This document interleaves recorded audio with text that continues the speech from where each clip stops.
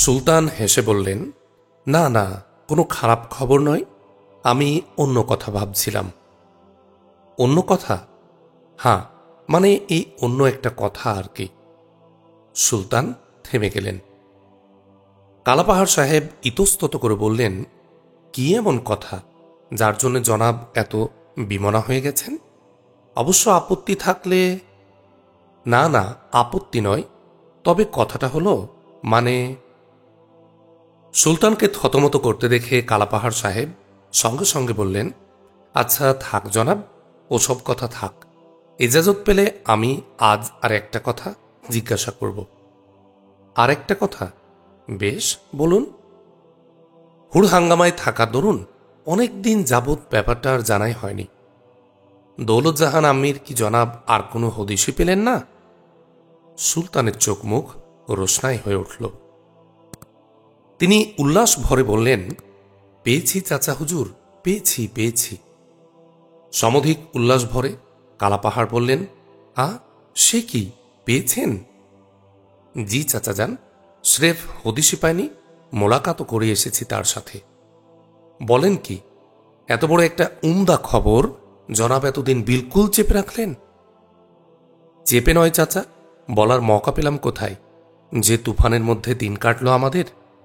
কোথায় আছেন তিনি, কেমন আছেন তারা? আছেন তারা পুরীতে। দৌলতজাহান বর্তমানে ভালোই আছেন, কিন্তু তার আম্মাজান দীর্ঘদিন যাবৎ বিমারে শয্যাশায়ী। তাই নাকি? আর খান সাহেব, মানে মুরাদ খান সাহেব, তিনিও এখন ভালোই আছেন, তবে তার শরীর স্বাস্থ্য একদম ভেঙে গেছে জনাব। সালার কালাপাহাড়ের কণ্ঠে সমবেদনা ফুটে উঠল। সুলতান দাউদ খান এবার দৌলতজাহানদের তামাম কথা বর্ণনা করে শোনালেন। শোনার পর কালাপাহাড় সাহেব ইতস্তত করে বললেন, তা জনাব, তিনি কি এখন আর জনাবকে কবুল করতে আগ্রহী আছেন? বড় শক্ত প্রশ্ন চাচা। তিনি এখন এক চরম মনোভাব ধারণ করে আছেন। দিল্লির সাথে সংঘর্ষে আমার চূড়ান্ত কামিয়াবি বা চূড়ান্ত ব্যর্থতা, এই দুই অবস্থার যে কোনো এক অবস্থায় তিনি এখন আমাকে কবুল করতে আগ্রহী আছেন, এর মাঝপথে নয়। কিঞ্চিত নীরব থেকে কালাপাহাড় সাহেব গম্ভীর কণ্ঠে বললেন, যে তেজি মেয়ে, তাতে এমন সিদ্ধান্ত নেয় তার পক্ষেই স্বাভাবিক, এটা তাকেই মানায়। চাচা যান, উপযুক্ত সিদ্ধান্তই উনি নিয়েছেন, এজন্য তার মানসিকতা তারিফ পাওয়ারই হকদার। এমন নিখুঁত আর আন্তরিক সিদ্ধান্ত আর দুসরা কিছু হয় না। সুলতান দাউদ খান চিন্তিত কণ্ঠে বললেন, সেজন্যই তো আমি এত ভাবছি চাচা, এখন যে কি আমার করা উচিত কিছু স্থির করতে পারছি না। কিরকম? কামিয়াব তো হয়েছি আমরা, যা হোক কিছু। এখন গেলে উনি আমাকে কবুল করতে পারবেন কিনা সেই কথাই ভাবছি।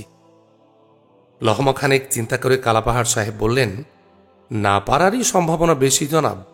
উনি যা চান, আমার ধারণা জনাবের কামিয়াবি সে কামিয়াবি নয়। চাচা যান, দিল্লির ফৌজকে আমরা পরাভূত করেছি ঠিকই, কিন্তু দিল্লির সাম্রাজ্যটা গোটাই আমরা জয় করে ফেলিনি, বা দিল্লির শক্তিটাকে একেবারেই নিশ্চিহ্ন করে দেয়নি।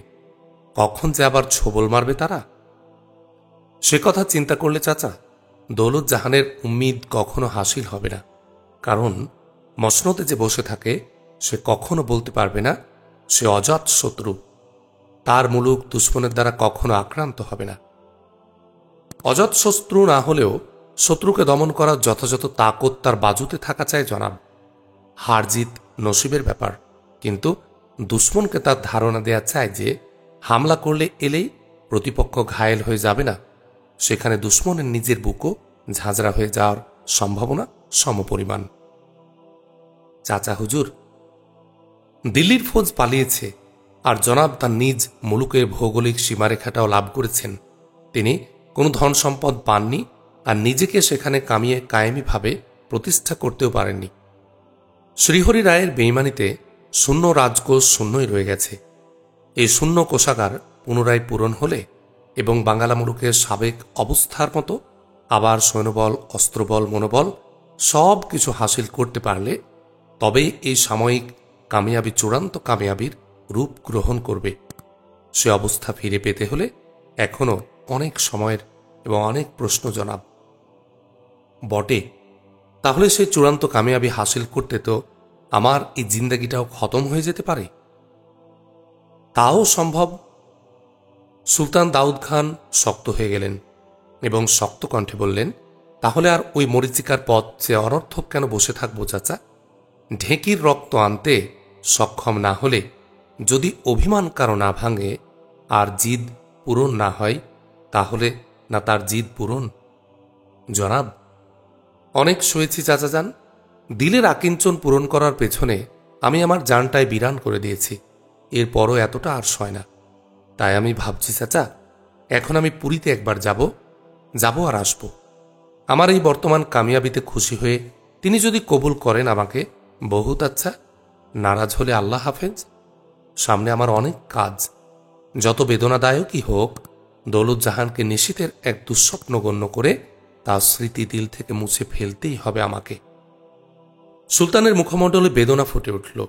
তার মর্মপীড়া উপলব্ধি করে সালার কালাপাহাড় আর জবাব খুঁজে পেলেন না। কিছুক্ষণ নীরব থাকার পর তিনিও শেষে সাই দিয়ে বললেন, তা জনাবকে অবশ্যই একবার যেতে হবে সেখানে। আমি আমার যুক্তির কথা বললাম, কিন্তু মানুষেরই তো মন, বলা যায় না। জনাবের মুখ চেয়ে আর আপত্তি তিনি নাও করতে পারেন। চাচা যান, তবে ইচ্ছে করলে কারো স্মৃতি মন থেকে সরিয়ে দেওয়া যায় না জনাব। না পাওয়ার বেদনা যদি একইভাবে উভয় দিলেই বাজে, তাহলে আর এক পক্ষ অন্য পক্ষকে ভুলে থাকবে কয়দিন? কালাপাহাড়ের কথা সুলতানের দিলে সূঁচের মতো বিঁধল। না পাওয়ার বেদনা যে দৌলতকে পোড়াতে কম কিছু করছে না, সুলতান নিজেও তা জানেন। তিনি অসহায় কণ্ঠে বললেন, আমাকে কমজোর করে দিচ্ছেন চাচা হুজুর। আপনারা সবাই কি কেবল আমাকে ঝুলিয়ে রাখারই পক্ষপাতী? কালাপাহাড় সাহেব হেসে বললেন, তা হবে কেন জনাব? আমি পরিস্থিতিটা নাজুক বলেই বলছি। আপনি যান। আমার বিশ্বাস জনাবকে আর ঝুলে থাকতে হবে না।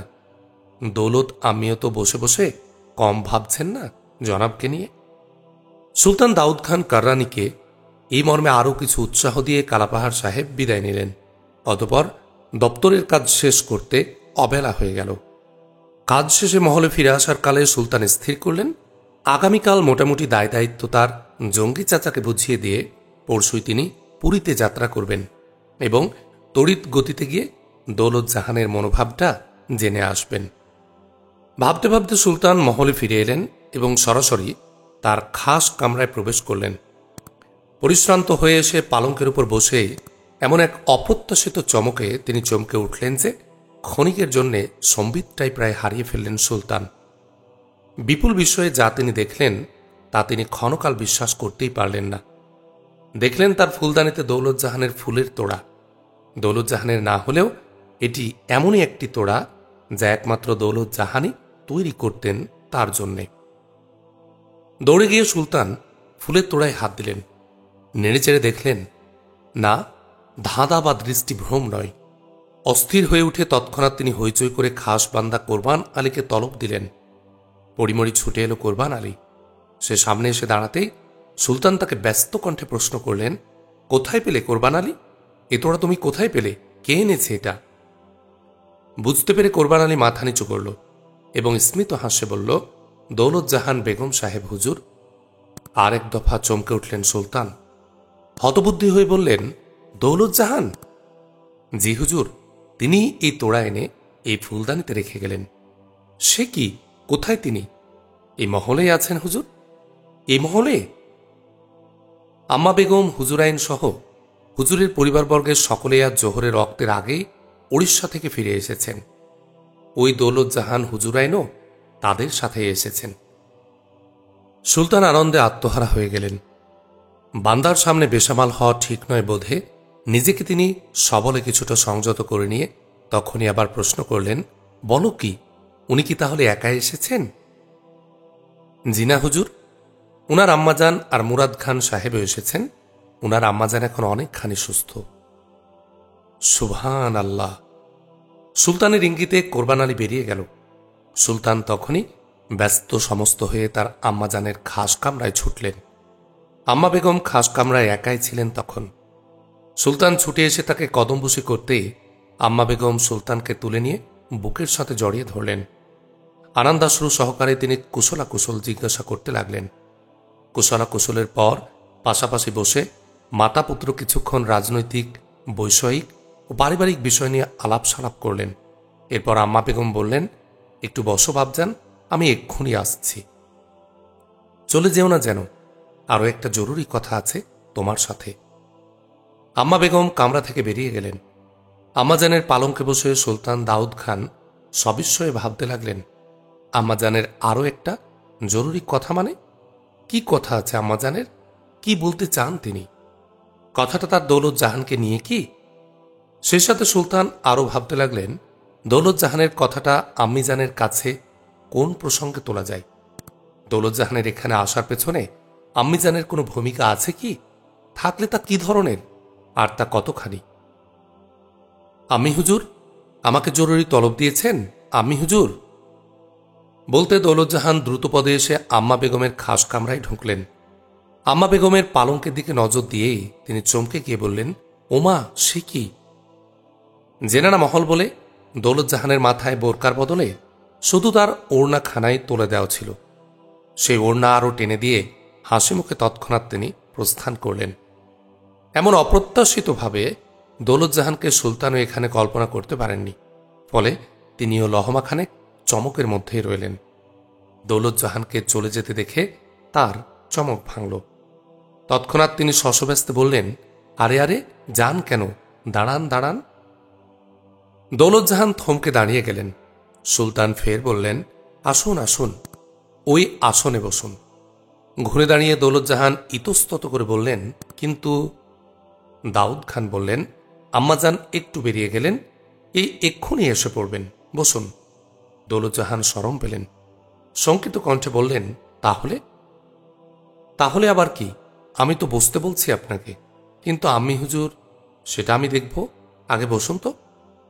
অদম্য কৌতূহলে দম আমার বন্ধ হয়ে এসেছে, আগে আমাকে দম নেয়ার ফুরসত দিন। দম? হ্যাঁ, দম। দম যে আমার সরছে না।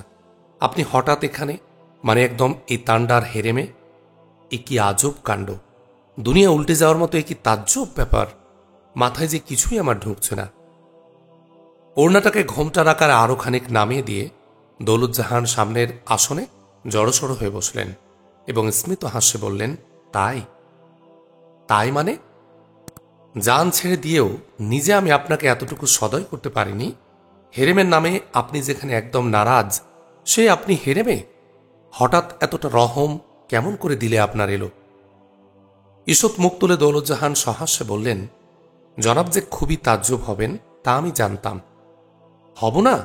এ যে আসমান থেকে চাঁদটাই স্বেচ্ছায় জমিনে নেমে আসা, এতটাই খোশ কিসমতে আমি কেমন করে কল্পনা করি? পুনরায় ঈষৎ হেসে দৌলত জাহান বললেন, যা ভাবা যায় না অনেক সময় তাই হয়। কেমন করে হলো? আপনি কি স্বেচ্ছায় চলে এলেন? তাই কি জনাবের মনে হয়? তা হয় না বলেই তো এত কথা বলছি। আমাকে টেনে আনা হয়েছে। টেনে আনা হয়েছে? কে টেনে আনলো? খানিকটা নানা যান আর অধিকটা জনাব নিজে। তার মানে? জনাব আমার সাথে সাক্ষাৎ করে আসার পর আমার ভাবি, মানে আমার এককালের সঙ্গী ওই গজনবী সাহেবের স্ত্রী ফিরোজা বানু বেগম আমাদের ঠিকানাটা জেনে ফেললেন। আর যাই কোথায়? তিনি এসে বারবার আমার উপর ভয়ঙ্কর চাপ সৃষ্টি করলেন। এরপরে এলেন আম্মি হুজুর, মানে জনাবের আম্মি যান। জনাব বোধ হয় তখন তান্ডার দিকে লড়াইয়ে বেরিয়েছিলেন। আম্মি হুজুর এসে যে কাণ্ড করলেন তা বর্ণনার অতীত। তিনি যেন তার কোনো এক হারানো মেয়েকে হঠাৎ করে খুঁজে পেলেন। আবার এসে তিনি আমাকে আবেগ ভরে জড়িয়ে ধরে কোলের উপর তুলে নিলেন এবং অশ্রুসিক্ত নয়নে আদর সোহাগের সাথে এমন নাছোড়বান্দা হয়ে উঠলেন যে আমি আর প্রতিবাদ করার ভাষা খুঁজে পেলাম না। সেই সাথে আমার আম্মাজানের কাছেও এমন কাতর কণ্ঠে তিনি বারবার মাফ চাইতে লাগলেন যে আম্মাজানও তার অতীতের তামাম ব্যথা বিলকুল ভুলে গেলেন। তিনিও আর নারাজ হতে পারলেন না। তারপর ওড়িশা থেকে এ সপরিবারের তান্ডায় আসার সময় আম্মি হুজুর পুনরায় পালকি নিয়ে নিজে আমাকে আনতে গেলেন এবং আমরা সপরিবারে তার সাথে তান্ডায় আসতে রাজি না হলে পালকি তিনি তুলবেন না বলে জিদ ধরে বসে রইলেন। সঙ্গে ফের ওই ফিরোজা ভাবিও ছিলেন। আমি রাজি না হলে উনি আমাকে চুল ধরে পালকিতে তুলে নেবেন এবং শাসনে আমাকে অবশ করে দিলেন। এতটার পর না এসে কি আর কি করি আমি বলুন? দৌলতজাহান হাসতে লাগলেন। দাউদ খান কিছুটা ক্ষুণ্ণ কণ্ঠে বললেন, ও তাহলে ওদের হাত এড়াতে না পেরে আপনি বাধ্য হয়ে এসেছেন, দিলের টানে আসেননি? তাই বুঝি? আপনার কথা শুনে তো তাই মনে হচ্ছে। ওদের হাতগুলো কি জনাবের হাতের চেয়েও বেশি শক্ত হাত, না আমার জন্য জনাবের হাতের চেয়ে এ দুনিয়ার আর কোনো শক্ত হাত আছে? সেই জনাবের হাতই যদি এড়িয়ে যেতে পারি আমি, তাহলে ওদের হাত এড়ানোটা এতই কি কঠিন ছিল আমার কাছে? তাহলে ওনারা সবাই হলেন উপলক্ষ। আমাকে এখানে টেনে এনেছেন জনাব নিজে, আমি নিজে জনাবের এই ইনাম। দৌলতজাহান তার গলায় পড়া সুলতানের সেই মালাটি টেনে দেখালেন। সুলতান দাউদ খান আপ্লুত কণ্ঠে বললেন, আমার ইনাম? কি যে জাদুর ফাঁস জনাব আমার গলায় জড়িয়ে দিয়ে এলেন, যার নিরন্তর টানে আমি প্রাণন্ত হয়ে গেলাম। না পারি একে গলা থেকে খুলতে, না পারি একে বুকে নিয়ে স্থির থাকতে। উঠতে বসতে, চলতে ফিরতে, শয়নে স্বপনে, সর্বাবস্থায় এই দুরন্ত দুশ্মন আমাকে এক লহমার জন্যে জনাবকে ভুলে থাকতে দিল না। কি যে আমার হলো! অতীতের তামাম গ্লানি আর বর্তমানের তামাম যুক্তি, তামাম বিবেচনা সবই আমার পানি হয়ে গেল। জনাবের সান্নিধ্য পাওয়ার জন্যে আমি অস্থির হয়ে উঠলাম। সুলতান দাউদ খান বিহবল কণ্ঠে আওয়াজ দিলেন, দৌলতজাহান! জনাবের তাবৎ খবরের দিকে আমি কান পেতে রইলাম। আল্লাহ তাআলার পরম করুণায় জনাবের এই কামিয়াবির খবর যখন আমার কাছে পৌঁছল, তখন আমার এমন অবস্থা হলো যে পাখা থাকলে হয়তোবা নিজেই আমি উড়ে আসতাম এই তান্ডায়। দৌলত, এমত অবস্থায় আম্মি হুজুরের এই আহ্বান আর এই দরদ আমি উপেক্ষা করতে পারি কখনো? কি আনন্দ, কি খোশনসিব! আমার উপর আল্লাহ তাআলার এ কি অপার করুণা! সলজ্জ হাসি মুখে দৌলতজাহান মাথা নিচু করলেন। সুলতান ফের বিহ্বল কণ্ঠে বললেন, আমি ধন্য দৌলত, সত্যি আমি নিজেকে খুবই ধন্য বোধ করছি। এবার আমার কসুর মেহেরবানি করে মাফ করলে আমিও ধন্য হই। সুলতান সোল্লাসে বলে উঠলেন, মাফ, মাফ, বিলকুল মাফ।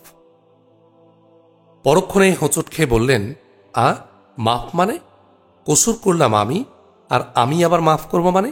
কভি নেহি, ও কভি নেহি হো সকতা, কভি নেহি। সুলতান হাত পা ছুঁড়ে চিৎকার শুরু করলেন। দৌলতজাহান চমকে উঠে চাপা কণ্ঠে বললেন, আরে ছি ছি, এ কি, আম্মি হুজুর এসে পড়তে পারেন তো? হুঁশ ফিরতেই দাউদ খান ফের থমকে গিয়ে বললেন, হ্যাঁ হ্যাঁ, তাই তো। নির্ঘাত আমাকে বেয়াদব সমঝে নেবেন। তবে আমি যাই। দৌলতজাহান উঠতে গেলেন। দাউদ খান বাধা দিয়ে বললেন, আরে না না, প্রশ্ন আমার শেষ হয়নি। আচ্ছা, আমার কথা আলাদা, কিন্তু আম্মিজান আপনার ব্যাপারে এতটা নাছোড়বান্দা হয়ে উঠলেন কি কারণে? কি জানি, আমার জন্য তার আওলাদের এন্তার হাহুতাশ হয়তো তার কানেও পড়েছে। দৌলত, শিপ্রা দেবীর মতো একজন অনাত্মীয় আওরাত একদিন দেখেই জনাবের দিলের খবর করতে পারলেন, আর নিজের গর্ভধারিণী জননী হামেশাই দেখে নিজ পুত্রের মন বুঝতে পারবেন না? আলবৎ আলবৎ, ঠিক ধরেছেন। আমি যাই। আহা, বসুন না, আরও কথা আছে। জনাব, আচ্ছা, সেবার আপনার মুখ দেখে মনে হলো একদম পোড়া কাঠ, আজ দেখে মনে হচ্ছে বিলকুল সেই সাবেক মুখ। এ বজরাঘাটের কদমতলায় দেখা বিলকুল সেই ডানাকাটা পড়ি। ব্যাপার কি? শরম পেয়ে দৌলতজাহান মেঝের দিকে নজর দিলেন। দাউদ খান ফের বললেন, এতটা পরিবর্তন কি করে সম্ভব হলো? মাথা না তুলেই দৌলতজাহান হাসি মুখে বললেন, তা আমি কি করে বলবো? সত্যি বলছি, আমি তাজ্জব হয়ে গেছি।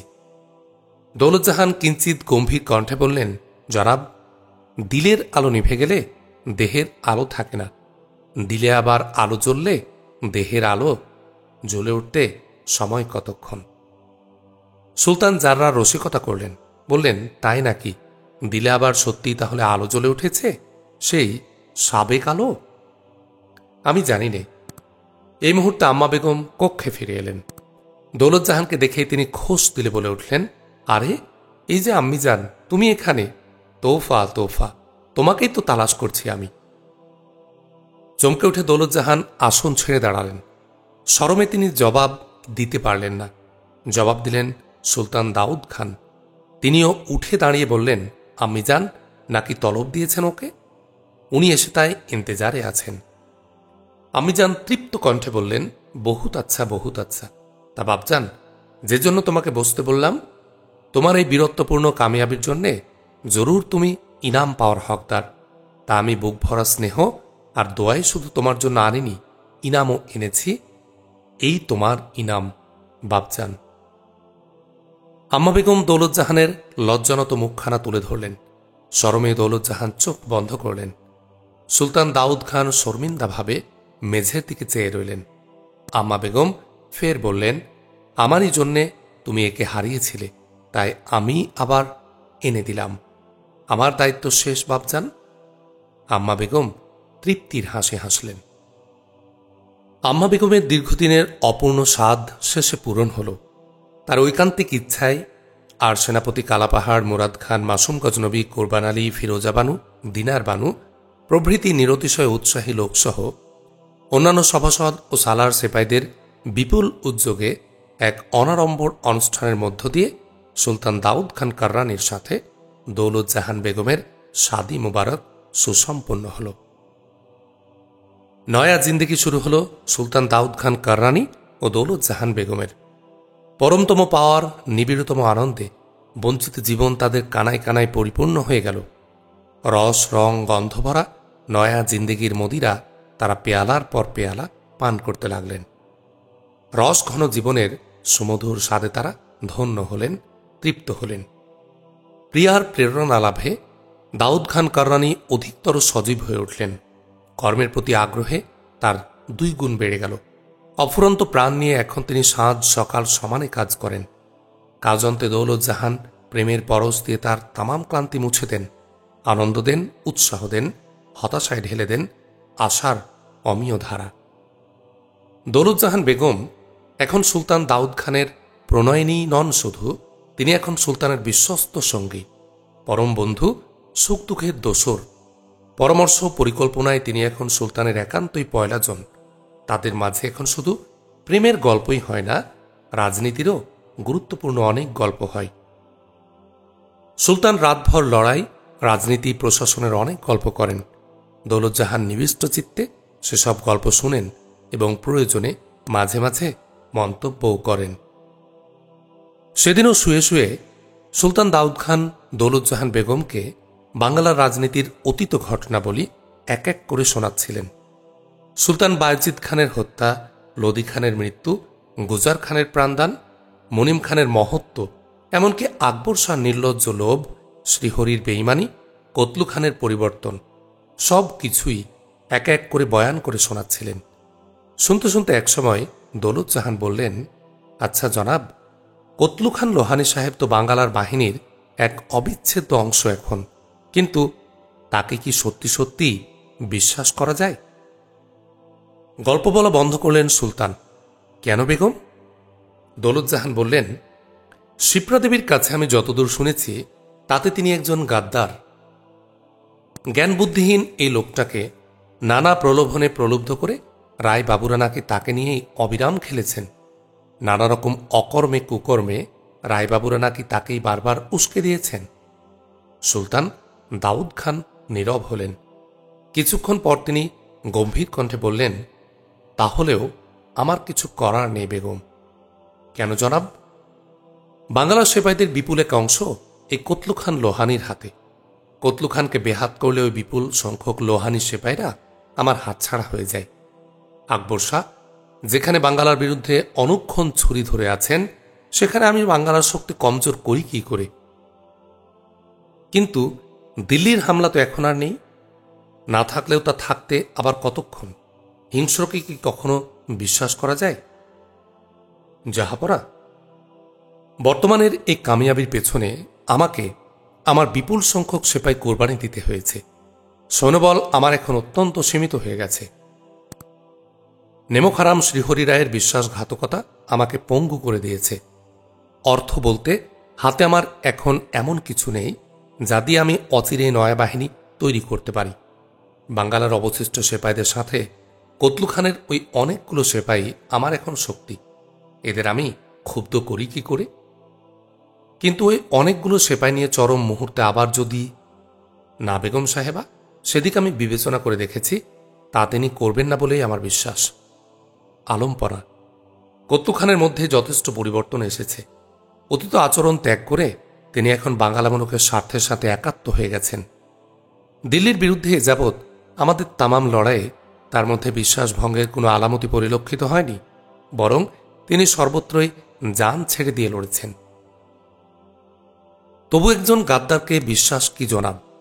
আবার কোন প্রলোভনে পড়ে যদি বেইমানি করে বসেন? সুলতান এবার কিঞ্চিত বিব্রত কণ্ঠে বললেন, তা করলে শুধু কতলু খান কেন বেগম, আমার যে কোনো সালার বা ফৌজদারও তো তা করতে পারেন। জনাব, আমার কোনো উপায় নেই বেগম। সকলের একনিষ্ঠ দেশপ্রেম, অটুট ঈমান আর একতায় আমার এই ক্ষুদ্র বাহিনীর একমাত্র বল। কেউ বেইমানি না করলে আমার সালার ফৌজ সকলেই যেরকম দক্ষ, তাতে ইনশাল্লাহ আমি অপরাজেয়। বেইমানি করলে সেটা আমার নসিব, আমার বিপর্যয় সেক্ষেত্রে অনিবার্য। এখানে আমার কোনো হাত নেই। জনাব, এ অবস্থা কবুল করে নিয়ে আমাকে এগোতে হবে বেগম। আমার কোনো অর্থ নেই, আর তাই এর কোনো বিকল্প এখন আমার নেই। বিশ্বাস আমাকে করতেই হবে। দৌলতজাহান নীরব হয়ে গেলেন। বাস্তব এই অবস্থাকে তিনি আর অস্বীকার করতে পারলেন না। সুলতান দাউদ খানও এরপর আর কোনো কথা বললেন না। উভয়ে অনেকক্ষণ চুপচাপ থাকার পর দৌলতজাহান আবার ইতস্তত করে বললেন, কসুর না নিলে আমি আরেকটা কথা জিজ্ঞাসা করতাম জনাব। দাউদ খান বললেন, কোনো সংশয় না রেখে বেগম সাহেবা তার মনোভাব ব্যক্ত করবেন, এই তো আমি কামনা করি বেগম। কথাটা আমার অনেকটা বুজদিলের মতো নাজুক কথা চাহপনা, কাপুরুষ মাফিক কথা। তবু নিঃসংকোচে বলুন, দিল্লির বাদশার সাথে কি কোনো মিটমাট করে নেওয়া যায় না? সুলতান দাউদ খান কাররানি পুনরায় গম্ভীর হয়ে গেলেন। কিছুক্ষণ দম ধরে থাকার পর তিনি ম্লান কণ্ঠে বললেন, মিটমাট মানেই তো আকবর শাহর অধীনতা কবুল করা বেগম, তার হুকুমের গোলাম হয়ে থাকা। কিন্তু মুসলমানদের ইতিহাসে তো দেখা যায় জনাব, যে অনেক বিশ্ববিখ্যাত বাহাদুরি একজন মাত্র খলিফার নেতৃত্বে অম্লান বদনে কবুল করে নিয়ে তার প্রতিনিধি হয়ে কাজ করেছেন। যথা খালিদ বিন ওয়ালিদ, আমর ইবনুল আস, হাজ্জাজ বিন ইউসুফ, মুহাম্মদ বিন কাসিম, মুসা, তারিক প্রমুখ। বিশ্বের সেরা বাহাদুরেরাই তো একজন খলিফার প্রতিনিধি হয়ে কাজ করেছেন। তারা পৃথক পৃথক আজাদমূলক প্রতিষ্ঠা করতে যাননি। মাশা আল্লাহ, বেগম সাহেবার এই গভীর এলেম তারিফ পাওয়ারই হকদার। তিনি কি বলতে চান আরও খোলাসা করে বলুন। আমি এই বলতে চাই জনাব, এই হিন্দুস্তানে দিল্লির বাদশাহ আকবর শাহী এখন মুসলমানদের কেন্দ্রীয় শক্তি। তার প্রতিনিধি হয়ে থাকাকে কি জনাব খুবই অগৌরবের কিছু বলে বিবেচনা করেন? মনে প্রাণে করি জনাব, ফ্যাকড়াটা তো এখানেই বেগম। একজন মুসলমান আর একজন মুসলমানের নেতৃত্ব মেনে নেবে, এ নিয়ে তো কোনো কথা নেই। কিন্তু একজন নামকাওয়াস্তে মুসলমান ও বেদাতির নেতৃত্ব একজন মুসলমান কবুল করবে কিভাবে? মেহেরবান, অতীতের যেসব খলিফাদের বেগম প্রসঙ্গ টানলেন, তারা সবাই ছিলেন আগে মুসলমান, পরে খলিফা বা রাজা বাদশাহ। জাতি ধর্ম নির্বিশেষে সকলের প্রতি সুবিচার ও সকলের সুখ স্বাচ্ছন্দ্য বিধান করার সাথে ইসলামের মাহাত্ম্য অর্থাৎ তৌহিদের ঝান্ডা সমুন্নত রাখাই ছিল তাদের একমাত্র লক্ষ্য। যেসব বাহাদুরের নাম বেগম সাহেবা বললেন, তারাও সবাই ছিলেন দিন ইসলামের একনিষ্ঠ খাদেম। দিন ইসলামের পতাকাবাহী একজন কেন্দ্রীয় নেতার নেতৃত্ব তো তারা সানন্দে মেনে নেবেনি, আর তা নেয়াটাই তো তাদের জন্য ফরজ। জাহাপনা, এটা তো তাদের অনীহার বিষয় নয়, এটা তাদের এক মস্ত বড় খোশ কিসমতি। কিন্তু বাঙ্গালার সুলতান সেই দুর্লভ খোশ কিসমতি আর পেলেন কই বেগম? জনাব, সেই কেন্দ্রীয় নেতৃত্ব দেওয়ার যোগ্যতা আকবর শাহর কোথায়? দিন ইসলামের মাহাত্ম্য সমুন্নত রাখার তিল পরিমাণ সদিচ্ছাও আকবর শাহর নেই। আগে তিনি বাদশাহ, পরেও তিনি বাদশাহ। নামকাওয়াস্তে মুসলমান যেমন হয় ঠিক তেমনই। ইসলামের বিধান আকবর শাহর কাছে নিতান্ত একটি নগণ্য বিষয়। তিনি ইসলামকে প্রতিষ্ঠা করতে চান না, তিনি চান নিজেকে প্রতিষ্ঠা করতে, সবার উপরে নিজের অধিকার, নিজের কর্তৃত্ব প্রতিষ্ঠা করতে। সেই লক্ষ্য হাসিল করার সুবিধার্থে সহির বদলে বাতিলকে, জায়েজের বদলে নাজায়েজকে আর সুন্নতির বদলে বেদাতিকে তিনি নির্দ্বিধায় কবুল করে নিচ্ছেন এবং প্রাধান্য দিয়ে চলছেন। ছল বল, কলাকৌশল, চালাকি, চতুরি, যে কোনো উপায়ে হিন্দুস্তানের উপর তিনি তার নিজের প্রাধান্য বিস্তারের নেশায় বুঁদ হয়ে আছেন। মর্যাদা পাওয়ার পরিবর্তে দিন ইসলাম তার হাতে লাঞ্ছিতই হচ্ছে শুধু। সে কি আলম্পনা!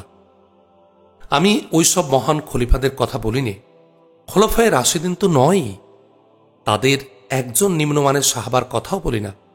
যদি আকবর শাহর কর্মচারী খানি খানান মুনিন খানের মতো একজন ইমানদারি কেউ দিল্লির তখতে থাকতেন, তাহলেও তার প্রতিনিধি হয়ে বাঙ্গালামূলক শাসন করাকে আমি গৌরবের কাজই মনে করতাম।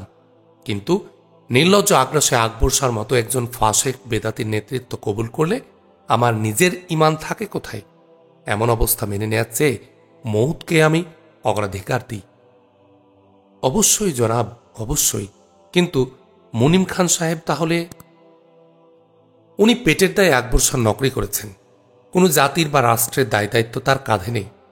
আর আমার মতো তা রাখা বা বিকিয়ে দেওয়ার প্রশ্নের সাথেও তিনি জড়িত নন। ঠিকই জনাব, প্রকৃত অবস্থা না জেনে এমন প্রস্তাব তুলে আমি জনাবের তাকলিফেরই কারণ হয়েছি। আমার কসুরের জন্য আমি ক্ষমা প্রার্থনা করছি। প্রকৃত অবস্থাটা এমনই বেগম, সুতরাং আকবর শাহর সাথে আমার কোনো আপোষ নেই। দেহের শেষ রক্তবিন্দু দিয়েও আমি সংগ্রাম করে যাব, এরপর আল্লাহ তাআলার ইচ্ছা। তাই হোক জনাব, আল্লাহ তাআলার ইচ্ছাই পূরণীয়। নিশ্চিন্তে দাম্পত্য জীবন ভোগ করার কিসমত সুলতান দাউদ খান কাররানি পক্ষ কালো পেলেন না। এর মধ্যেই খবর এলো দিল্লির বাদশাহ আকবর শাহ আবার তার আগ্রাসী থাবা বিস্তার করে দিয়েছেন। হোসেন কুলি বেগের অধীনে বিশাল এক দিল্লি বাহিনী আবার বাঙ্গালার দিকে ছুটে আসছে। মুনিম খানের মৃত্যু, দিল্লির ফৌজের পলায়ন এবং দাউদ খানের বাঙ্গালামূলক পুনর্দখলের খবর যুগপৎ দিল্লিতে এসে পৌঁছলে দিল্লির বাদশাহ আকবর শাহ মাথায় হাত দিলেন। তার দীর্ঘদিনের তামাম সেই চেষ্টা ব্যর্থ হয়ে গেল দেখে তিনি অস্থির হয়ে উঠলেন। যে বেইজ্জতির ভয়ে তিনি এত ফৌজ, এত অর্থ আর এত মগজ ক্ষয় করলেন, সেই বেইজ্জতি কায়েমত হয়ে গেল দেখে তিনি আওয়ারা হয়ে গেলেন। এত বড় কলঙ্ক নিয়ে উঁচু মাথার উঁচু রাখতে পারবেন না বুঝে আকবর শাহ আবার নয়া উদ্যম সঞ্চয় করে বাঙ্গালা জয়ে প্রবৃত্ত হলেন। মুনিম খানের স্থানে তিনি এবার তার নীতি আদর্শহীন হীনমন্য এক সালার হোসেন কুলি বেগমকে খান জাহান উপাধি দিয়ে বাঙ্গালা বিজয়ের তামাম দায়িত্ব তার উপর অর্পণ করলেন এবং দিল্লির ঘাঁটি উজাড় করে সুমারহীন সেপাইয়ের এক বিশাল বাহিনী তার অধীনে নিয়োগ করলেন। বিশাল এই বাহিনী নিয়ে খানজাহান হোসেন কুলিবেগ বিহারে ছুটে এলেন। সেখানে এসে টোডরমল এবং অন্যান্য সালারদের সাথে মিলিত হয়ে তিনি পলায়নরত দিল্লির ফৌজকে কুড়িয়ে কুড়িয়ে ফিরিয়ে আনলেন। সবাইকে একত্র করে নিয়ে খানজাহান হোসেন কুলি অতঃপর বাঙ্গালার দিকে ধাবিত হলেন। হোসেন কুলির অভিযানের খবর পেয়ে সুলতান দাউদ খান কাররানি তার রণবিদদের নিয়ে মন্ত্রণায় বসলেন। কালাপাহাড়, জুনায়েদ খান এবং অন্যান্যদের পরামর্শে সীমিত ফৌজ নিয়ে মুখোমুখি দিল্লির ফৌজের মোকাবিলায় না গিয়ে সুলতান দাউদ খান কৌশলগত যুদ্ধ পদ্ধতি গ্রহণ করলেন। পরিকল্পনা অনুযায়ী সুলতান আগে বাঙ্গালার প্রবেশপথ তেলিয়াগড়ের প্রতিরক্ষা সুদৃঢ় করলেন এবং সেই সাথে সরকি গলিতেও একদল সেপাই বসিয়ে দিলেন। অতঃপর সুলতান এক কৌশলগত স্থান রাজমহলের ময়দানে সৈন্য সমাবেশ করলেন। একদিকে রাজমহলের পাহাড়, অন্যদিকে সুবিশাল গঙ্গা নদী, মাঝখানে পাহাড় থেকে গঙ্গার দিকে ঢালু এক সংকীর্ণ ভূখণ্ড, এরপরে রাজমহলের প্রশস্ত সমতল ময়দান। ময়দানেরও একদিকে পাহাড় এবং অপরদিকে গঙ্গা নদী। বাঙ্গালার ফৌজকে আঘাত করতে হলে দুশ্মনদের ওই সংকীর্ণ ঢালু পথ বেয়ে এই ময়দানে প্রবেশ করতে হবে, দুসরা কোনো পথ নেই। নদীর তীরে কামান আর নৌবহর বসে সুলতান দাউদ খান নদীপথ রুদ্ধ করে দিলেন। খানজাহান হোসেন কুলি শ্মশনে এসে তেলিয়াগড়ের গিরিপথ রুদ্ধ দেখে রাজমহল পাহাড়ের ওই ঢালুপথ দিয়েই বাঙ্গালার ফৌজের মোকাবিলায় অগ্রসর হলেন। সঙ্গে সঙ্গে সুলতান দাউদ খান ওই সংকীর্ণ ভূখণ্ডের এ প্রান্ত চেপে ময়দানে প্রবেশপথ আঁকলে অত্যন্ত পরিকল্পিতভাবে সৈন্য সমাবেশ করলেন। তিনি তার তামাম ফৌজকে দুই কাতারে ভাগ করলেন। দুশ্মনদের পথ আগলে অগ্রবর্তী কাতারের মাঝখানে রইলেন বাঙ্গালার তলোয়ার দুর্ধর্ষ লড়াইয়া জুনায়েদ খান কাররানি, তার ডাইনে রইলেন কতলু খান লোহানি, বামে রইলেন সেনাপতি জামান খান। পেছনে মূল কাতারের মাঝে রইলেন সুলতান দাউদ খান নিজেই, তার পাশে রইলেন দুশ্মন ত্রাস কালাপাহাড়। ডান প্রান্তে সিকান্দর উজবেক, বাম প্রান্তে রইলেন সালার ইসমাইল খান আব্দুর। পাহাড়ের ওই সংকীর্ণ ঢালু পথে প্রমত্ত বেগে সেপাই চালনা করেই দিল্লির সালার হোসেন কুলি প্রচণ্ড ধাক্কা খেলেন। ওই ঢালু পথে যাত্রাকালেই তার কিছু সেপাই গড়িয়ে পড়ে গঙ্গার বুকে প্রাণ দিল। ময়দানে প্রবেশ করতে এসে হোসেন কুলি দেখলেন প্রবেশ করার পথ একদম রুদ্ধ।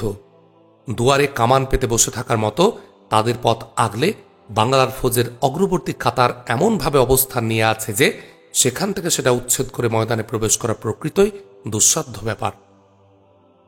প্রাথমিকভাবে কিছুক্ষণ চেষ্টা করে হোসেন কুলি হতাশ হয়ে পেছন ফিরে এলেন এবং রাজমহল পাহাড়ের এপারে এসে ছাউনি ফেলে বসে নিরন্তর ভাবতে লাগলেন। তেলিয়াগড়ের পথও এবার দুর্ভেদ্য। তদুপরি সেদিক দিয়ে রাজমহলে ময়দানে আসতে গেলে অনেক পথ এবং আসাটাও বিপজ্জনক। প্রতিপক্ষকে অক্ষত রেখে প্রতিপক্ষের কবজার মধ্যে ঢুকে পড়ে এতটা পথ ঘুরতে গেলে বিপদের সম্ভাবনা অত্যধিক। এছাড়া সর্কিগুলিতেও বাধা আছে আরেকটা। টোডরমল এবং অন্যান্য সালারদের নিয়ে হোসেন কুলি ছাউনিতে বসে বসে ভাবতে লাগলেন এবং কালাতিপাত করতে লাগলেন। বিপুল ফৌজ সঙ্গে নিয়ে ভিন মুলুকের একেবারে এক নাজুক স্থানে অপেক্ষা করছেন তারা। মজুদ রসদ ছাড়া এমন স্থানে রসদ সংগ্রহের প্রশস্ত কোনো রাহা নেই। মজুদ রসদ ফুরিয়ে গেলেও অধিক সময় লাগবে আসতে। কিছুদিন বসে বসে চিন্তাভাবনা করে টোডরমল এবং অন্যান্যরা ভাবলেন। সালারদের সাথে হোসেন কুলি বেগ এই সিদ্ধান্তে পৌঁছলেন যে মজুদ রসদ ফুরিয়ে যাওয়ার আগেই তাদের সর্বাত্মক চেষ্টা চালাতে হবে। যতটা ফৌজ খরচ হয় হোক, বাংলার ওই অগ্রবর্তী কাতার ভেঙে মূল কাতারের উপর চরম আঘাত আনতে হবে। সিদ্ধান্ত স্থির করে নিয়ে তামাম সেপাই সালার সহ হোসেন কুলি একযোগে অগ্রসর হলেন এবং অগ্রবর্তী কাতারের উপর ঝাঁপিয়ে পড়লেন। শুরু হল তুমুল লড়াই। বেকায়দা অবস্থায় লড়তে গিয়ে দলে দলে দিল্লির সেপাই গড়িয়ে পড়তে লাগল। জামান খান, জুনায়েদ খান, কতলু খান তিনজন তিন অবস্থান থেকে সমানে দিল্লির ফৌজের লাশ ফেলতে লাগলেন। দিল্লির ফৌজের লাশের উপর দিয়ে দিল্লির বাহিনী কয়েকদিন যাবৎ লড়াই চালিয়ে গেল, কিন্তু অফুরন্ত সেপাই খরচ করা ছাড়া তারা কোনো ফল পেল না। বাংলার অগ্রবর্তী বাহিনী যেখানে ছিল সেখানেই রয়ে গেল। ভেদ করা তো দূরের কথা, ওই লৌহ প্রাচীরের গায়ে কোথাও এক বিন্দু ছিদ্রও করতে পারল না, বা সেটাকে একদম পিছু ঠেলতেও পারল না। অবশেষে একদিন দিল্লির মশহুর সালার এবং হোসেন কুলির দক্ষিণ হস্ত খাজা আবদুল্লাহ তাদের ছাউনির প্রায় 3/4 সেপাই নিয়ে এসে বাংলার অগ্রবর্তী কাতারের মাঝখানে জুনায়েদ খানের উপর মরিয়া হয়ে ঝাঁপিয়ে পড়লেন এবং জান বাজি রেখে লড়তে লাগলেন। কিন্তু ফলশ্রুতিতে জানটাই তাকে দিতে হল। অল্পক্ষণের মধ্যেই বাংলার তলোয়ার জুনায়েদ খানের তলোয়ারের ঘায়ে তিনি মৃত্যুর কোলে ঢলে পড়লেন। তার সেই অগণিত সেপাইরাও অতপর ফিরে আসতে পারল না। ইতোমধ্যেই জামান খান ও কতলু খান বেড়ার মতো তাদের দুই দিক থেকে ঘিরে দাঁড়িয়ে যায়। ফলে বেকায়দা জায়গায় আরও বেকায়দায় পড়ে কিছুক্ষণ ছোটাছুটি করার পর দিল্লির ওই সেপাইরা রাজমহল পাহাড়ের সংকীর্ণ এই স্থানে লাশের আর এক পাহাড় রচনা করে চিরনিদ্রায় শুয়ে পড়ল। খানজাহান হোসেন কুলির ছাউনিতে হাহাকার পড়ে গেল। তার ওই সুমারহীন সেপাই সংখ্যাটা এতটা ক্ষীণ হয়ে এলো যে লড়াই করা পরে মরুক, তার শিবিরের নিরাপত্তাটাও এখন প্রশ্নবোধক হয়ে উঠল। এর সাথে শুরু হলো শিবিরে আত্মকলহ। খানজাহান হোসেন কুলি ছিলেন শিয়া সম্প্রদায়ের লোক।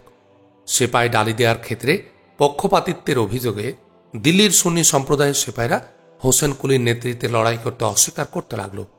সবার উপরে দেখা দিল রসদের আতঙ্কজনক অভাব। অচিরেই দিল্লি থেকে রসদ আর সৈন্য যোগান না এলে আর যুদ্ধ জয় নয়, এতদূর থেকে দিল্লিতে ফিরে যাওয়ার সম্ভাবনাটাও সংকীর্ণ হয়ে এল। পরিস্থিতি উপলব্ধি করে হোসেন কুলি তখনই সেখান থেকে ছাউনি তুলে নিয়ে বিহারের আরও খানিক ভেতরের দিকে সরে এলেন এবং সেখানে ছাউনি ফেলে রসদ ও সৈন্যপ্রাপ্তির প্রার্থনা নিয়ে রাজা টোডরমলকে দিল্লিতে পাঠিয়ে দিলেন। হোসেন কুলি বেগের যে কমর ভেঙে গেল, সুলতান দাউদ খান তা বুঝতে পারলেন। এখানে বোধহয় তিনি চালে একটা ভুল করলেন। রাজমহল থেকে বাহিনী তুলে নিয়ে এসে এই মুহূর্তে হোসেন কুলির ছাউনির উপর চড়াও হলে হয়তোবা হোসেন কুলির ভাঙা কোমর তিনি আরও অধিক গুড়িয়ে দিতে পারতেন, কিন্তু কি জানি কি ভেবে তিনি তা করলেন না। হোসেন কুলির ছাউনি নিয়ে পেছন দিকে সরে এলে এবং লড়াই আপাতত বন্ধ হয়ে গেলে রাজমহলের সৈন্য সমাবেশ অক্ষুণ্ণ রেখে সালার কালাপাহাড় সহ কিছু ফৌজ নিয়ে তিনি রাজধানীতে চলে এলেন এবং হোসেন কুলির গতিবিধি পর্যবেক্ষণ করতে লাগলেন। পরিমরি দিল্লিতে ছুটে এসে রাজা টোডরমল আকবর শাহর কাছে পুনর্বার দিল্লির ফৌজের এই বিপর্যয় আর খাজা আবদুল্লার মৃত্যুর খবর দাখিল করার সাথে সাথে দিল্লির বাদশাহ আকবর শাহ বিকারগ্রস্ত হয়ে গেলেন। এক অব্যক্ত মর্মদাহে কেবলই তিনি হাত পা ছুটতে লাগলেন। অতঃপর টোডরমল ভয়ে ভয়ে অতি সত্বর রসদ ও সৈন্য পাওয়ার আবেদন পেশ করলে আকবর শাহ একদম ফেটে পড়লেন। ক্রোধোন্মত্ত হয়ে টোডরমলকে তিনি তস্করের অধিক একটানা তিরস্কার করতে লাগলেন এবং পুনঃ পুনঃ তাদের এই ব্যর্থতার কারণে তাকে ধিক্কারের পর ধিক্কার দিতে লাগলেন।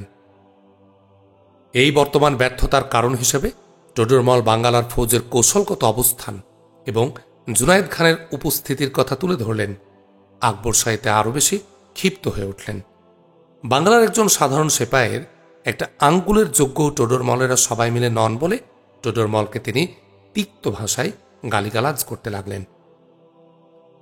টোডরমলের হজম শক্তি অসাধারণ। অম্লান বদনে কটু কথা হজম করতে দিল্লির অনেক ওমরার মতো তিনিও খুব পারদর্শী। এতটার পরও টোডরমল কিছুমাত্র ক্ষুণ্ণ বা হতোদ্যম হলেন না। তিনি সবিনয়ে বললেন, প্রভু দিল্লীশ্বর, প্রভু জগদীশ্বর, রসদ ও সৈন্য প্রাপ্তিতে অধিক বিলম্ব ঘটলে দিল্লির ওই অবশিষ্ট সালার সেপাই একজনও আর ওই দূর মুলুক থেকে ফিরে আসতে সক্ষম হবে না, জগদীশ্বর। জবাবে আকবর শাহ দাঁত পিষে বললেন, ফিরে এলেও তারা কেউ আর দুনিয়ার বুকে থাকবে না রাজা। ওই অপদার্থের সবাইকে আমি জীবন্ত কবর দেব। দুই হাত জোড় করে টোডরমল বললেন, দিল্লীশ্বর, জগদীশ্বর, একটু বিবেচনা করুন প্রভু। এতটার পর বাঙ্গালা বিজয় সম্পন্ন না করলে। কথা তাকে শেষ করতে না দিয়ে আকবর শাহ বললেন, বাঙ্গালা বিজয়ের জরুরত নেই আমার আর।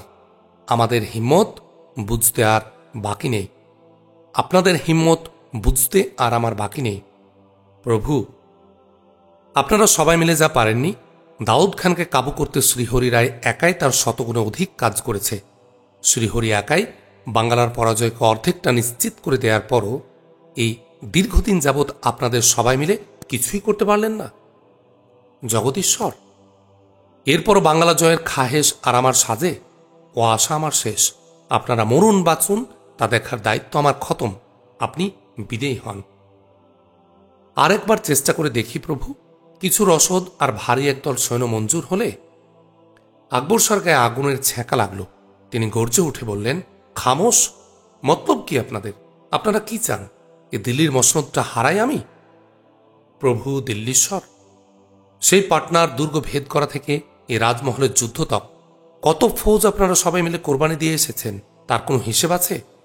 দিল্লির সামরিক ঘাঁটিটা কি কোনো ঐশ্বরিক ভাণ্ডার যে মুক্ত হস্তে বিতরণ করার পরও তা পরিপূর্ণ থাকবে? গিয়ে একবার দেখুন দেখি সেখানে কিছু রেখেছেন নাকি আপনারা সবাই? প্রভু, এক বাঙ্গালা বিজয়ে আমার তামাম শক্তি খরচ করে ফেলে আমি কি সন্ন্যাস ধর্ম অবলম্বন করব? দিল্লির এই মসনদটা আমাকে রক্ষা করতে হবে না? বাইরের হামলার কথাটা না হয় বাদই দিলাম, এই হিন্দুস্তানেরই বা কতটুকু জায়গা নিয়ে আমার সাম্রাজ্য? দাক্ষিণাত্য সহ হিন্দুস্তানের অর্ধেকেরও অধিক অংশ এখনও আমার দুশ্মন। বাঙ্গালা বিজয়ে বেরিয়ে আমার পাঁজরটাই ভেঙে গেছে। এরপরও আরও ফৌজ বাঙ্গালার পেছনে ঢাললে এই দিল্লির মসনদ থাকবে না আমার। দিল্লির মসনদ আক্রান্ত হলে আমি সেটা ঠেকাবো কি দিয়ে? রাজা টোডরমল এবার কাঁচুমাচু করে বললেন, তাহলে কি বাংলা বিজয়ের পরিকল্পনা বিলকুলই পরিহার করলেন জগদীশ্বর? পরিহার আমাকে করতেই হবে। আমার সামরিক ঘাঁটিতে আর সালারদের মধ্যে বাঙ্গালার নামে ইতোমধ্যে যে আতঙ্ক পয়দা হয়েছে, তাতে এখনই কেউ আর মানসিকভাবে বাঙ্গালার অভিযানে শরিক হতে আগ্রহী নয়। এরপর আবার আপনি নতুন করে সেপাইদের নিয়ে গিয়ে সেগুলো কবর দিয়ে এলে সালার সেপাইয়ের কাউকে আমি চাবুক মেরেও বাঙ্গালার দিকে চালিত করতে পারবো না।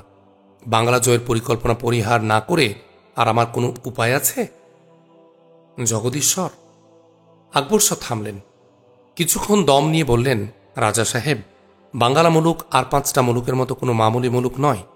এ মুলুক আজব মুলুক। এর মাটি ও মানুষগুলো আজব। ইতিহাস কেউ আপনারা পড়েন না, পড়লে দেখতেন আবহমান কাল থেকে আজ পর্যন্ত কেউ স্রেফ সৈন্য দিয়ে বাঙ্গালা মুলুক জয় করতে পারেননি। বাহুবলে বাঙ্গালা মুলুক জয় করার ইতিহাস অস্পষ্ট। যারা করেছেন তারা কেউ করেছেন বলের সাথে বুদ্ধি দিয়ে, কেউ বা আবার বিজয়টা গোটাটাই খরিদ করে নিয়েছেন। শুধু সৈন্য সৈন্য করলে কামিয়াব হবেন আপনারা? দয়াময়, যান, আবার আমি দিচ্ছি সৈন্য। এবার গিয়ে বলের সাথে বুদ্ধি খরচ করুন গে। বুদ্ধিতে না কুলোলে কিনেই ফেলুন গে বিজয়টা।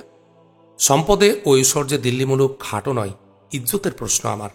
পদ, অর্থ, ভূখণ্ড যা আর যতটা পরিমাণ প্রয়োজন তাই দিয়েই পারেন তো খরিদ করুন গে বিজয়। আনন্দে নেচে উঠল টোডরমল। জয় হোক বলল। দিল্লীশ্বরের জয় হোক, জগদীশ্বরের জয় হোক। কিন্তু হুঁশিয়ার, এই চেষ্টায় আমার একদম শেষ চেষ্টা। পারলে বাঙ্গালা মুলুক জয় করবেন, না পারলে গলায় দড়ি দিয়ে ওখানে সকলে আত্মহত্যা করবেন।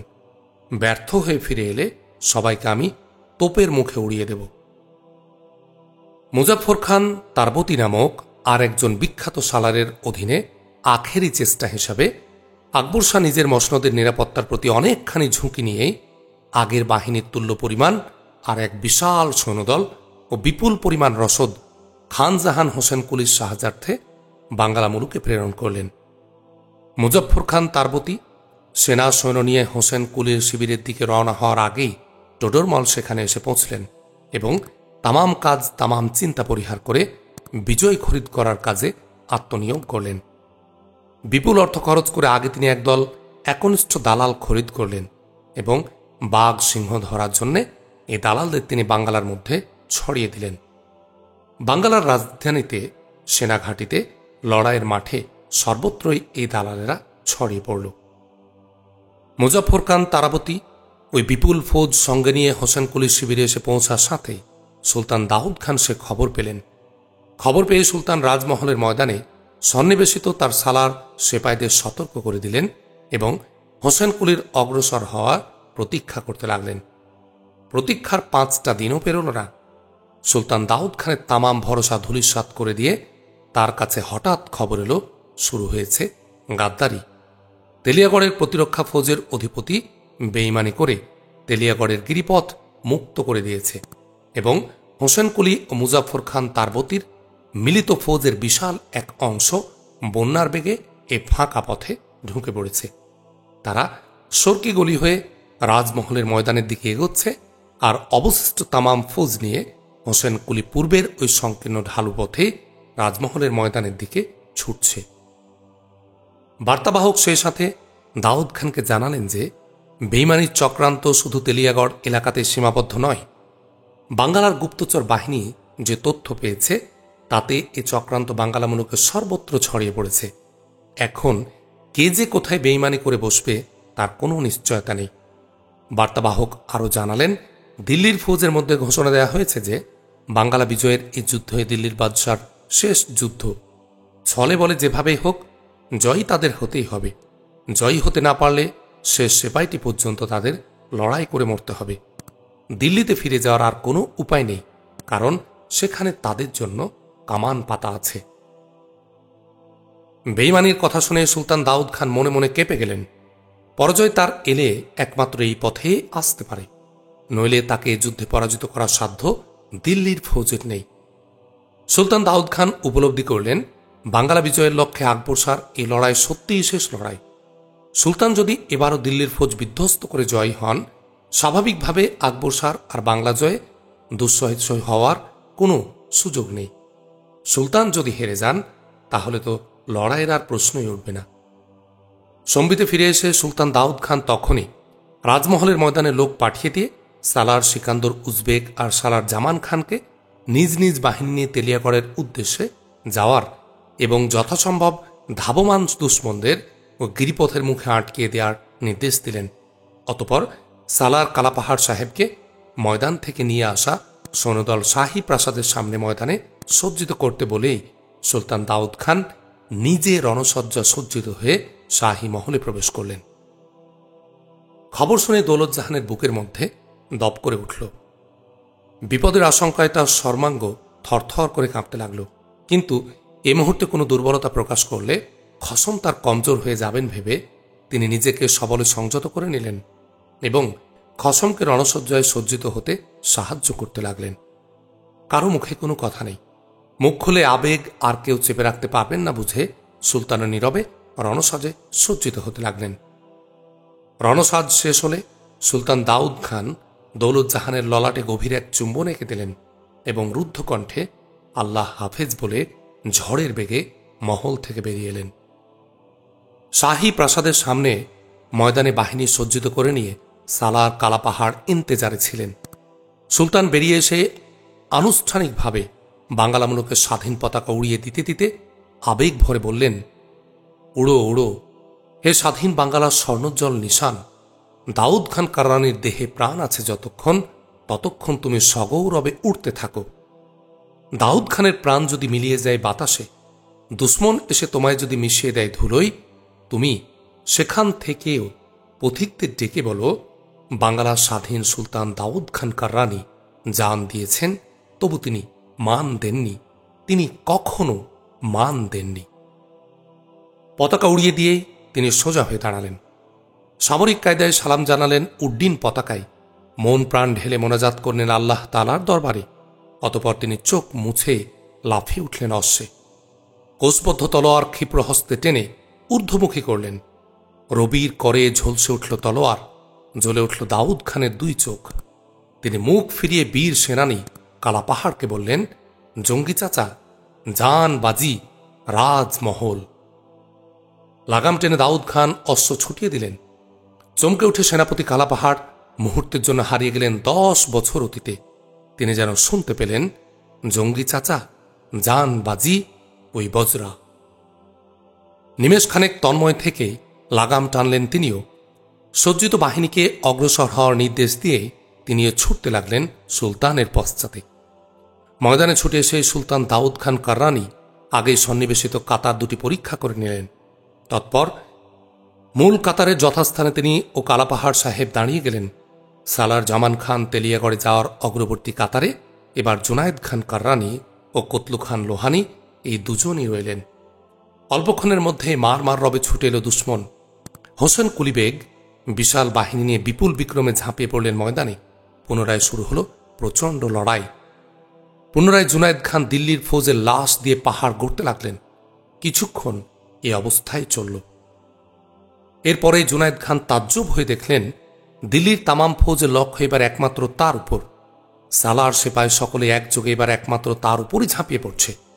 কতলু খানের দিকে দিল্লির একটা সেপাইও যাচ্ছে না, কতলু খানও এগিয়ে আসছে না। ফলে জুনায়েদ খানকে এবার জামান খান, কতলু খান ও তার নিজের এই 3 জনের লড়াই একাই লড়তে হতে লাগল। তবুও হয়তো বিপর্যয় কিছু ঘটত না, কিন্তু এই চরম মুহূর্তে দুশ্মনের দিক থেকে হঠাৎ এক গোলা এসে জুনায়েদ খানকে আঘাত করল। তিনি অশ্ব থেকে পড়ে গেলেন, সঙ্গে সঙ্গে শহীদ হলেন। ভেঙে গেল বাঙ্গালার তলোয়ার। জুনায়েদ খান নিহত হওয়ায় তার নেতৃত্বাধীন সেপাইরা দিশেহারা হয়ে গেল এবং নেতৃত্বের অভাবে ছিন্ন ভিন্ন হয়ে গেল। বিনা বাধায় এবার মহাপ্লাবনের বেগে দিল্লির ফৌজ মূল কাতারের উপর এসে ঢলে পড়তে লাগল। কতলু খান ইচ্ছে করলে বাধা দিতে পারতেন। নেতৃত্ব পেলে জুনায়েদ খানের সেপাইরাও লড়াই করতে পারত। দুশ্মনের গতি তারা রুদ্ধ করতে না পারলেও কিছুক্ষণ ঠেকিয়ে রাখতে পারত। কিছুক্ষণ ঠেকিয়ে দিলেই মূল কাতার সামনে এসে যথাযথভাবে শূন্যস্থানে অবস্থান নেয়ার মওকা পেত। কায়েমিভাবে রুদ্ধ হতো দিল্লির ফৌজের গতি। কিন্তু কতলু খান এগোলেন না। তার নজরে তখন এসব কিছুই ছিল না। তার 2 চোখের সামনে তখন ওই বিস্তৃত বিহার রাজ্য। ঘটনা বেঈমানি। দিল্লি থেকে ফিরে এসেই রাজা টোডরমল বিজয় খরিদ করার জন্যে যে দালাল বাহিনী ছড়িয়ে দিলেন, এই দালালেরা জুনায়েদ খান, জামান খান, সিকান্দর উজবেক, ইসমাইল খান আব্দুর প্রমুখ কোনো ব্যক্তির কাছে কোলেও ভিড়ার মওকা না পেয়ে অবশেষে ধরে বসল কতলু খানকে। কতলু খান একজন মেরুদণ্ডহীন গাদ্দার। তিনি একটি মেড়া। কোনো প্রলোভন বা লোভের টোপে না পড়লে তখন তিনি ভালো মানুষ।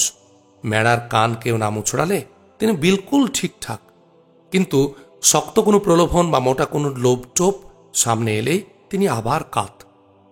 একদিকে তার ভালো হয়ে চলার ইচ্ছে, অন্যদিকে তার দুর্বার লালসা। দিল্লির দালালেরা গোটা উড়িষ্যা রাজ্য তার নামে লিখে দেওয়ার প্রস্তাব তার সামনে তুলে ধরল। কতলু খানের আগেকার গাদ্দার সঙ্গীরাও এ দিল্লির দালালদের হাতে হাত মিলিয়েছিল। সবাই মিলে তারা শ্রীহরি রায়ের ওই বিপুলভাবে লাভবান হওয়ার প্রতি ইঙ্গিত করে কতলু খানকে বোঝাল, প্রধান উজির হওয়ার আশা এমনিতেই খুব অনিশ্চিত, তবু প্রধান উজির হওয়াটা একটা গোটা মুলুকের মালিক হওয়ার কাছে একেবারে তুচ্ছাতি তুচ্ছ ব্যাপার। দাও বুঝে ঘা মেরেছেন রায়বাবুরা, এমন দাও দুসরাবার আসবে না। কতলু খান এটা গ্রহণ না করলে এটা গ্রহণ করার লোকের এ মুলুকে অভাব নেই। ফলে দাউদ খানের পতন আজ না হোক আগামীকাল ঘটবেই। এই পেয়ে ধন পায়ে ঠেলার জন্যে কতলু খানকে জিন্দেগিভর আফসোস করে ফিরতে হবে। গোটা বিহার রাজ্যের মালিকানা কোনো ফালতু সওদা নয়। কতলু খান পটে গেলেন। রাজা টোডরমলের সাথে বসে বিহার রাজ্যের বিনিময়ে লড়াই নিষ্ক্রিয় থাকার চুক্তিপত্রে স্বাক্ষর দিলেন। মোটা অর্থের বিনিময়ে এর আগে চুক্তিপত্রে স্বাক্ষর দেন কতলু দলের আর এক গাদ্দার, তেলিয়াগড়ের প্রতিরক্ষা বাহিনীর ওই বেইমান অধিনায়ক। সরকি গলিতে দালাল এখনো ঘুরছে। কতলু খান বেইমানি করলেন। সালার জামান খান পাশে থাকলে কতলু খানের বেইমানি হয়তো শেষ পর্যন্ত ফলপ্রসূ হতো না। জুনায়েদ খানের স্থান তিনি পূরণ করে ঠেকিয়ে দিতেন দুশ্মনদের। কিন্তু বাঙ্গালার বদনসিব, তেলিয়াগড়ের গাদ্দারির মাসুল দিতে তিনি এখন তেলিয়াগড়েই ব্যস্ত। জাদুমন্ত্রের মতো দুশ্মনদের এই মহাপ্লাবন হঠাৎ সামনে এসে ধাক্কা মারায় সুলতান দাউদ খান কাররানি, সেনাপতি কালাপাহাড় উভয়ে হতবুদ্ধি হয়ে গেলেন। লড়াই করতে করতে, অর্থাৎ বাধা ঠেলতে ঠেলতে এগিয়ে আসা দুশ্মনদের প্রতিরোধ করা এক কথা, আর হঠাৎ পাহাড় ভেঙে পড়ার মতো বিশাল দুশ্মন বাহিনী সামনে এসে পড়লে তা প্রতিরোধ করা আর এক কথা। জুনায়েদ খানের মৃত্যুর খবরে বাঙ্গালার ফৌজের ভেতরে সর্বত্রই ইতোমধ্যে হতোত্তম বিশৃঙ্খলা পয়দা হয়ে গিয়েছিল। তদুপরি এ আচমকা ঘটনা ঘটায় সুলতান দাউদ খান, সেনাপতি কালাপাহাড়, ইসমাইল খান আব্দুর কেউ আর মূল কাতারের রণপদ্ধতি ঠিক রাখতে পারলেন না। কাতার ভেঙে বেরিয়ে এসে এলোমেলোভাবে লড়াই করার কালে সালার ইসমাইল খান আব্দুর দুশ্মনের তীরবিদ্ধ হয়ে অশ্ব থেকে পড়ে গেলেন।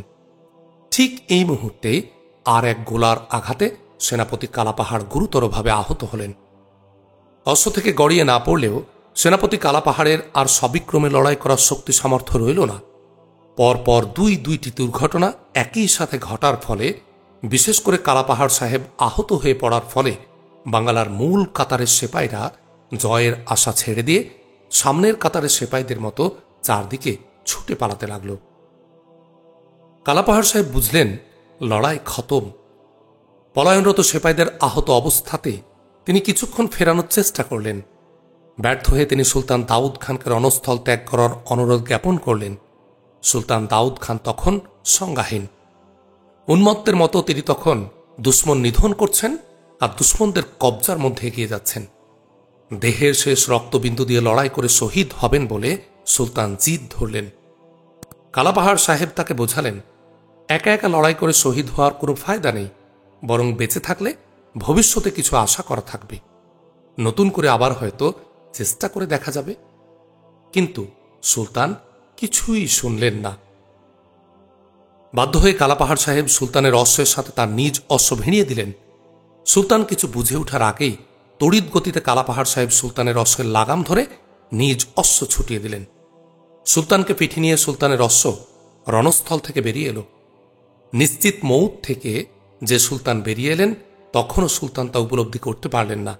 তখন তিনি সংজ্ঞাহীন, হতবুদ্ধি। কি দিয়ে কি হয়ে গেল আর কি হয়ে যাচ্ছে কিছুই বুঝতে পারছেন না। বুঝতে পারলেন তখন যখন দেখলেন তাদের ধরার জন্যে দিল্লির ফৌজ তাদের পেছনে ধাওয়া করে ছুটছে। হুঁশ ফিরতেই সুলতানও তখন অশ্বের লাগাম টানলেন এবং সালার কালাপাহাড়ের পেছনে পেছনে ছুটতে লাগলেন। ইসাই 1576 সনের বর্ষাকাল। ক্ষণে ক্ষণে বৃষ্টি হচ্ছে আর এলোমেলো ঝড় বইছে। তখনও ফের বৃষ্টি নামল আর ঝড়ো হাওয়া বইতে লাগল। এই ঝড় বৃষ্টি মাথায় নিয়ে ঝোপ জঙ্গলের মধ্য দিয়ে ছুটতে ছুটতে সুলতান দাউদ খান সালার কালাপাহাড়ের সঙ্গ হারিয়ে ফেললেন। পথ ভুল করে তিনি কর্দমময় এক নিম্নভূমির দিকে অশ্ব ছুটিয়ে দিলেন। কিয়দ্দূর এগিয়েই তার অশ্বের পা কাদার মধ্যে আটকে গেল। প্রাণপণ চেষ্টা করেও আর অশ্বকে তিনি সামনে নিতে পারলেন না। বাধ্য হয়ে তিনি তার অশ্বের মুখ ঘোরালেন, আবার পেছনে ফিরে এসে ডাঙ্গায় উঠতে গেলেন। কিন্তু এত সময় খরচ করার অবকাশ তিনি পেলেন না। ইতোমধ্যেই দিল্লির ফৌজ এসে তাকে চারদিক দিয়ে ঘিরে ফেলল। তিনি বন্দী হলেন। শেষ হল বাঙ্গালা মুলুকের স্বাধীনতা। স্বাধীন সালতানাতের পরিসমাপ্তি ঘটল। বাঙ্গালার বিপর্যয়ের আবহমান কালের ইতিহাস বেইমানির ইতিহাস। ব্যক্তিস্বার্থ চরিতার্থে বিশ্বাসঘাতকদের বিশ্বাসঘাতকতার ইতিহাস, দালালদের দালালির ইতিহাস, আর গাদ্দারদের নির্বুদ্ধিতা স্বার্থপরতার ইতিহাস। পূর্বপর প্রতিবারের মতোই এবারও নিদারুণ বেইমানির কারণে স্বাধীনতা হারিয়ে বাঙ্গালা মুলুক ভিন মুলুকের পদানত হল। অর্থ হাতে না থাকায় সুলতান দাউদ খান কাররানি নতুন করে বিশ্বস্ত বাহিনী তৈরি করতে পারলেন না। জেনে শুনে তাকে বেইমান গাদ্দারদের উপর ভরসা করতে হল, আর বেইমানেরা যথাসময়ে বেইমানি করে বসল। বেইমানি করে তেলিয়াগড়ের পাহারাদার অর্থলাভ, কতলু খান লোহানি বিহারের রাজত্ব লাভ, শ্রীহরি রায়, বসন্ত রায় এবং পরবর্তীতে শ্রীহরির পুত্র গোপীনাথ রাজা প্রতাপাদিত্য নামে চুরি করা অর্থ দিয়ে যশোহরে রাজত্ব করার মৌকা লাভ করলেন বটে, কিন্তু ব্যক্তিস্বার্থে তাদের ওই জঘন্যতম বিশ্বাসঘাতকতার কারণে বাঙ্গালা মুলুকের কয়েকশো বছরের গৌরবোজ্জ্বল স্বাধীনতা পানির দামে বিক্রি হয়ে গেল। সুলতানের পরাজয় ও বন্দী হওয়ার খবর অল্পক্ষণের মধ্যে শাহী প্রাসাদে পৌঁছল। খবর শোনামাত্রই শাহী প্রাসাদের সকলে আতঙ্কগ্রস্তভাবে পলায়ন শুরু করলেন। হাতের কাছে সম্বল পুঁজি যে যা কিছু পেলেন তা নিয়ে প্রাসাদ থেকে ছুটে বেরিয়ে এলেন দৌলত জাহান, আম্মা বেগম, মুরাদ খান ও আরও কয়েকজন। পালিয়ে যাওয়ার জন্য নয়, এরা ছুটলেন খানজাহান হোসেন কুলির ছাউনির দিকে। এদের উদ্দেশ্য দাউদ খানের প্রাণ ভিক্ষা করা। প্রাণ ভিক্ষা পান না পান সে আরজটা পেশ করার মৌকাও তারা পেলেন না। হোসেন কুলির হীনতায় সে মৌকা তাদের দিল না। হোসেন কুলি বেগ একজন হীনমন্য কাপুরুষ। প্রভুবৃত্ত উভয়ে তারা এই চরিত্রের লোক। বীরের সাথে বীরের মতো ব্যবহার করার আর বীরকে বিরোচিত সম্মান প্রদর্শন করার মতো কিছুমাত্র মহত্ব আকবর শাহর ছিল না। তার ভৃত্য এ হোসেন কুলিরও ছিল না। আর না হোক আকবর শাহর কর্মচারী মুনিম খানের অর্ধেক পৌরুষ্য আর মহত্ব যদি আকবর শাহর আর হোসেন কুলির থাকত, তাহলে তারা তামাম হিন্দুস্তানের অন্যতম শ্রেষ্ঠ বাহাদুর দাউদ খান কাররানির সাথে ভিন্ন আচরণ করতে পারতেন। কিন্তু বুজদিলের দিল ভয়ে কাঁপে অনুক্ষণ।